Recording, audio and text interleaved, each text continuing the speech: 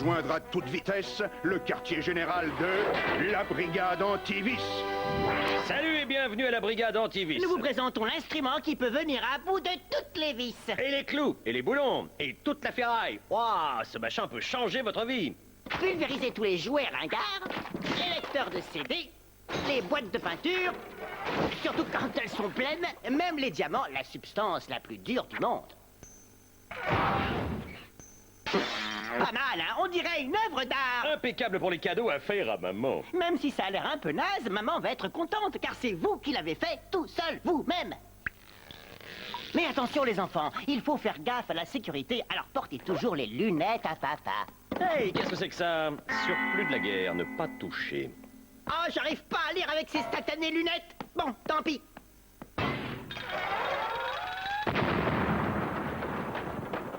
Oh, eh oh, ça va mon petit pote? Tant que j'ai les lunettes, je ne risque rien. À tout bien réfléchir, faites pas ça à la maison les enfants. Laissez ça aux crétins professionnels. C'est fini pour aujourd'hui, on se retrouve au prochain délire.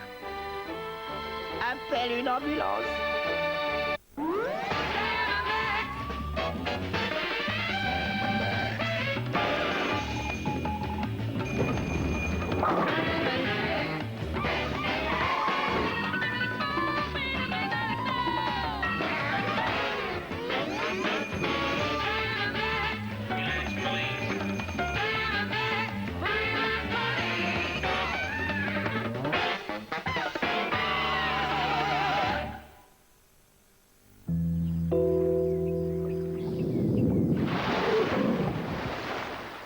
À tout bien réfléchir, élever un alligator comme animal de compagnie n'était pas une très bonne idée. Lui donner un bain avant le dîner, oula, c'était un truc compliqué. L'alligator a un drôle de caractère. Il est très différent d'un chat ou d'un chat. Exact, je n'oublierai jamais la première fois où nous avons vu ce nourrisson. Nous étions en train de faire le ménage dans la caverne de la solitude. Max avait des problèmes avec l'aspirateur. Soudain, il aspira quelque chose d'étrange dans les toilettes. Oh, tu as vu, Sam? On a attrapé quelque chose de vivant. Il semblerait que cette charmante créature ait toutes les caractéristiques d'un alligator. Le petit chat chinois, son papa. Dis, tu le fais exprès ou t'es complètement crétin? Regarde, Sam, il est en train d'ouvrir ses petites paupières délicates. Alors c'est le moment de communiquer avec lui, Max. Chez un nouveau-né, les premières expériences sont absolument déterminantes. Elles vont décider de qui il va aimer et à qui il doit faire confiance.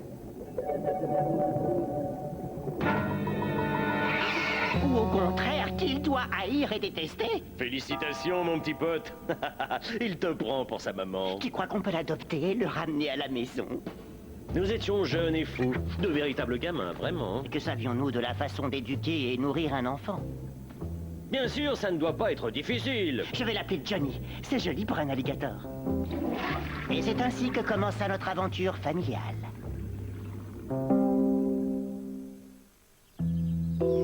Hé Sam, donne-moi un coup de main, il faut changer la couche. Ah, je me demande ce qu'on ferait sans ces trucs-là. Moi aussi, je ne sais plus où donner de la tête. Vraiment, un enfant, ça bouffe la vie, hein. Ouais, qui aurait pu penser que s'occuper d'un petit être innocent et sans défense serait un travail de tous les jours? C'est dingue. Ah oui, il a pas arrêté de brailler, de pleurer, de baver dans tous les sens depuis qu'on est là. Mais qu'est-ce qui peut bien le tracasser comme ça? Eh ben alors, mon petit bonhomme, il s'ennuie, il s'embête, il a envie de faire un gros dodo. Il sent pas que je le mettrais bien en pièces détachées pour en faire un sac à main. Max! Désolé. Il doit avoir faim. Il refuse de manger. Pourtant, on a tout essayé. Essayez les spaghettis carbonara. Délicieux. Nous nous efforcions de garder une attitude calme et décontractée. Mais à l'intérieur, nous n'étions que deux paquets de nerfs en fusion prêts à exploser. Le petit Johnny ne voulait pas manger. J'en peux plus, Sam. Qu'est-ce que ça mange, un alligator? Laisse-moi réfléchir. Voyons voir. Ah oui. Allegro, alléluia, allô, allô, Alibaba. Ça y est, j'ai trouvé alligator. D'après ce qu'ils disent, un bébé alligator doit suivre un régime de vers, d'insectes et de larves des marécages. Je les mange à point avec un soupçon de moutarde et des frites. On pêche dans le lavabo? Non, pour chasser les insectes et les vers, il vaut mieux aller dans une région tropicale et chaude. D'accord, je vérifie ma respiration. En route vers le pays des marécages. Nous voici donc dans une contrée très humide, cherchant sans relâche de la viande d'insectes pour nourrir notre cher enfant. Ouais, il faut drôlement patauger pour trouver de la viande. On dirait que nous avons mis la main sur un filon, une pleine colonie d'insectes pour nourrir le petit John. Transformons ces insectes en une pâte délicieuse et nourrissante. Et voilà, de la nourriture de bébé alligator à la Sammy Max. Notre petit John va bientôt savourer les premières bouchées d'une nourriture sur mesure. J'amène le môme, va chercher l'appareil photo.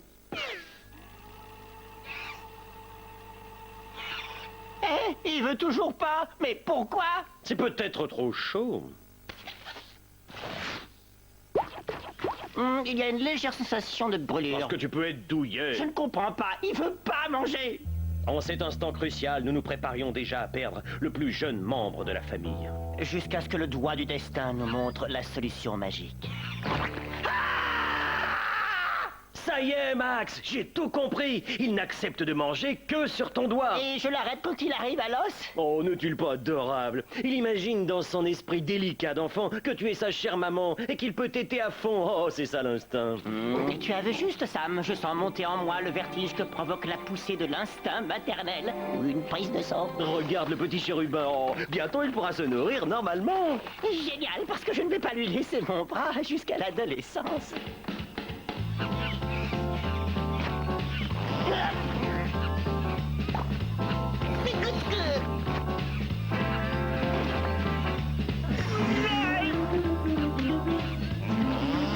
Ah, ça y est, c'est enfin fini. Ah, tout à fait. Il reste encore du boudin. Je voulais parler de cette sensation au bras. La crise était passée. À partir de maintenant, le petit Johnny était sauvé. Durant les mois qui suivirent, nous rigolâmes, nous cabriolâmes, nous batifolâmes comme seul un bébé alligator et sa maman lapin pourraient le faire. Et en l'espace d'un clin d'œil, petit Johnny devint gros Johnny. Celui qui fut un adorable petit machin tout vert qui s'amusait à mordiller la moquette était devenu une énorme, implacable et infernale machine à tuer. Et nous nous aimions. Mes hamsters ont disparu. Johnny était le suspect numéro 1, mais nous n'avions pas de preuves. Votre animal de compagnie doit disparaître. Il est impossible qu'un alligator adulte s'adapte à votre style de vie. D'ailleurs, personne ne peut s'adapter à votre style de vie. Fanfreluche avait raison. Nous commençâmes bientôt à remarquer des changements d'attitude chez Johnny. Il devenait distant, déprimé. Il dormait autour du siège des toilettes. Et montait la garde autour d'une paire de chaussures en croco. Nous étions très inquiets. Et voilà pourquoi nous sommes là, docteur. Pouvez-vous nous expliquer d'où vient le problème? C'est un alligator. Vous ne pouvez pas garder cet animal en ville. Il y a des lois. Je vois. Alors, qu'est-ce qu'on fait, docteur? Débarrassez-vous de lui! Tu as entendu le docteur Max. Apparemment, notre Johnny souffre de ce qu'on appelle un syndrome de captivité. Un phénomène qui se produit lorsque l'on sort un animal sauvage de son habitat naturel. Si tu veux mon avis, il y a deux façons d'arranger ça. On peut remettre Johnny en liberté, ou alors le mettre dans un zoo, où on lui donnera à manger à des heures fixes et où il pourra fréquenter des femelles alligators. Non, Sam, pas de zoo. Johnny est né libre et il doit rester libre, libre, oh oui, libre comme l'air. Tu veux dire libre comme le vent? Oui, ça aussi. Johnny doit rejoindre ses semblables. Si nous devons le laisser partir, il faut le relâcher dans la nature, son royaume. Mais qu'est-ce que vous faites? Eh ben, on renvoie Johnny dans son royaume. Vers la nature sauvage à laquelle il appartient. Les alligators ne vivent pas dans les toilettes. Ils vivent en Floride. La Floride!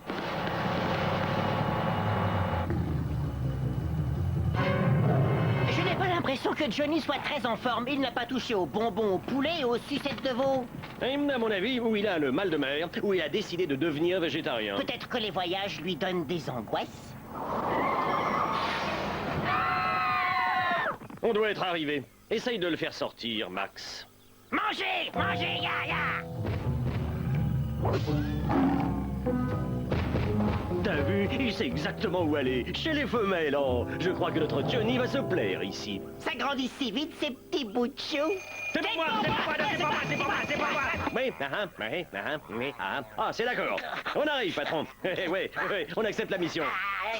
C'était un message de notre ami le commissaire, Max. Il disait que notre histoire d'alligator l'a ému aux larmes et qu'il y a une affaire louche en ce moment même au Venezuela. Et c'est reparti pour un voyage. Nous sommes souvent revenus voir Johnny. C'était une bonne excuse pour venir passer des vacances dans la jungle. Et malgré tout, bien qu'il ait rejoint ses semblables, Johnny restera toujours notre alligator à nous. C'est beau ce que tu dis, Max. Au fait, c'est quoi un alligator?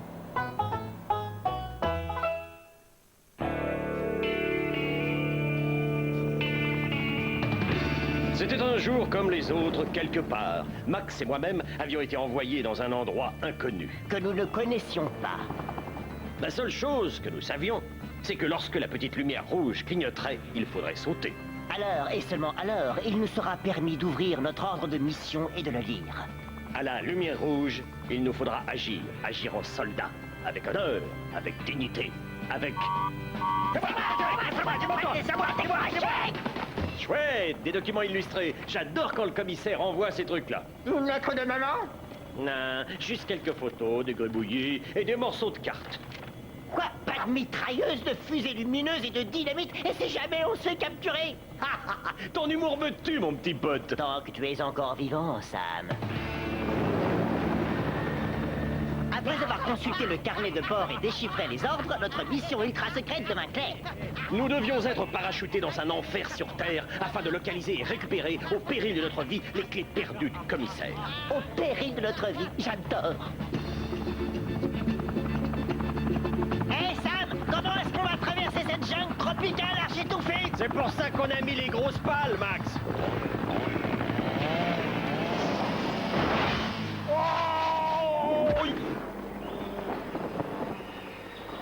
Enfin, nous ne faisions plus qu'un avec la nature. Oh non, des insectes. Aïe, oh, aïe, oh non, aïe, oh, oh. Oh, pardon. Désolé, mon petit pote, je t'avais point vu. C'est pas grave du tout, Sam. Je sentais déjà plus rien au point où j'en suis. J'ai rencontré un arbre pendant ma chute. Ça fait très mal. Je me suis cassé 3 côtes.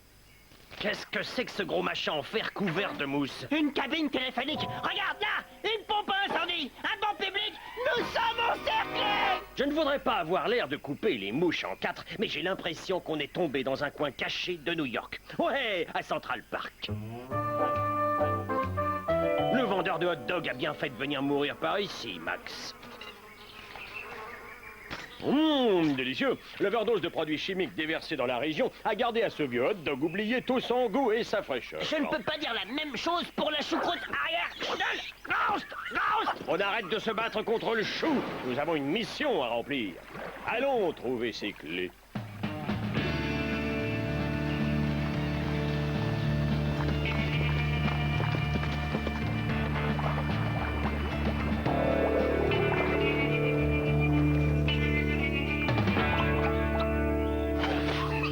Ton sang est pourri, Max. Même les sangsues n'en veulent pas.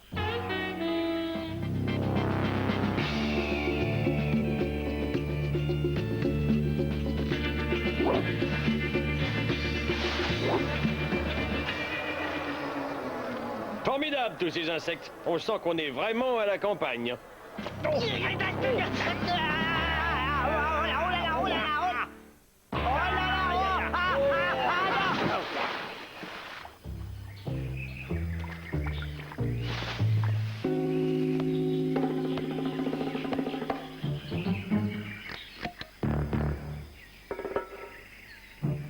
Tandis que mon coéquipier s'apprêtait à encercler, moi je fonçais.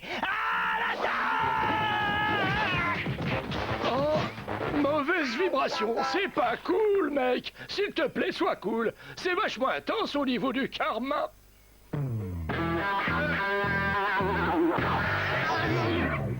Dis donc Arlo, ça va faire longtemps que tu vis tout seul dans ce petit coin de paradis? Pas longtemps, mec. J'étais en train d'assister à un concert des Mamas and Papas quand soudain j'ai fait un mauvais trip à cause d'un sandwich au fromage. Le concert est terminé.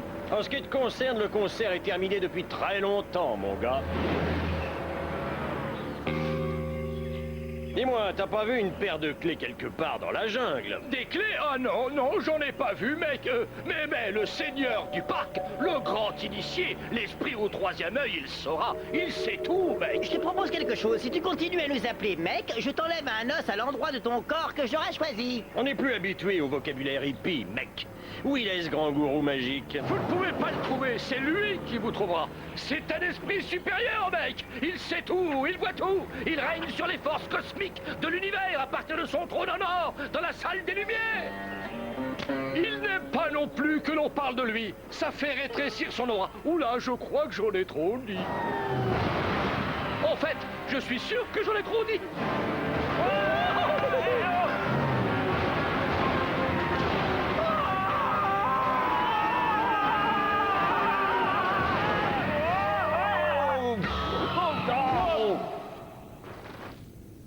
Wow! Extraordinaire. Nous sommes dans la salle des Lumières, ou bien carrément au paradis? Mes yeux sont brûlés par l'éclat de toutes ces richesses. Waouh! On dirait un magasin de jouets pour des enfants qui n'ont jamais vu le Père Noël. C'est eux qui ont fait pression sur moi par la force et qui m'ont obligé à dire des choses, mec. Salut, vous devez être le seigneur dont on nous a parlé. Et nous, c'est Sam et Max, les privés de police. Assassin! Ouais, si vous voulez. Non, mon copain plaisante, nous ne sommes pas des assassins, nous sommes Sam et Max, les privés de police. Non, non, vous n'êtes que deux fugitifs envoyés par le patron des épiciers pour récupérer le bocal numéro 9. Écoutez, monsieur le dingo, là, nous sommes en mission pour le commissaire, voyez-vous? On doit lui retrouver ses clés. Et d'ailleurs, si on pouvait jeter un coup d'œil dans votre fourbi... Je connais les clés dont vous parlez, Sam et Dave. Non, c'est Sam et Max. Oh, grand maman mouchi à la cervelle brillante comme un soleil dans la pampa. Emmenez-les, ils sont libres d'aller, mais choisissez avec sagesse, car les bonnes clés ouvriront la porte qui mène à la liberté. Quant aux mauvaises clés, elles ouvrent les portes de l'enfer. Quelle aubaine! En général, nous défions la mort grâce à notre courage, mais cette fois-ci, c'est carrément comme un jeu de hasard. Ouais, c'est fou ce que c'est excitant. Ça va pas, les mecs. Oh, les mecs, vous pouvez pas faire ça, les mecs. Ouais, pourquoi pas? C'est exactement comme ça qu'on a traversé un champ de mine la semaine dernière. Ouais, c'est la meilleure méthode. Hey, ça m'a tout à fait l'air d'être des clés, même qu'elles sont au nom du commissaire. Et qui plus est, mes corps aux pieds se réveillent, ou un orage se prépare, ou on a trouvé la sortie.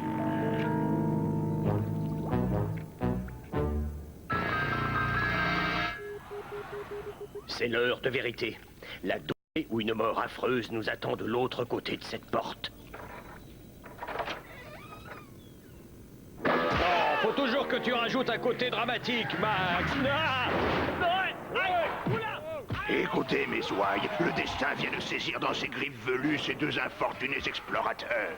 Venez à moi, plus près, plus près. Alors, qu'est-ce que vous m'avez apporté aujourd'hui? On n'est pas encore mort, gros naze. Désolé de ne pas s'attarder, mais faut qu'on aille rendre les clés.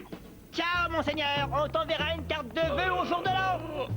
Ils s'enfuient, mec. S'ils révèlent notre existence, nous allons avoir des paquets de flics dans tous les coins qui vont nous chercher des noises. Il faut les arrêter. Ils s'enfuient comme un couple de petits canards effrayés. Mais ma vengeance sera terrible. Sam et Dave vont se faire découper en morceaux par mes serviteurs. Alléluia. Faites-moi du pâté.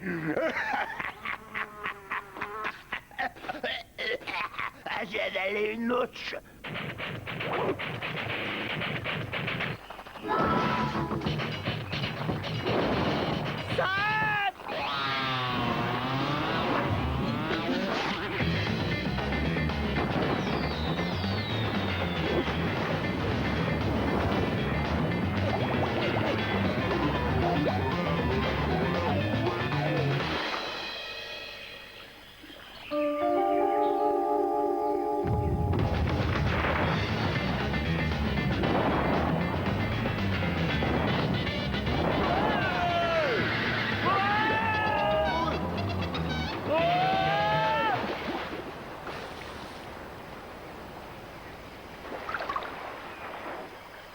Tu sais, Max, voyager en voiture, ça facilite drôlement la circulation. Sauf quand les artères sont bouchées. Ah oui, c'est vrai.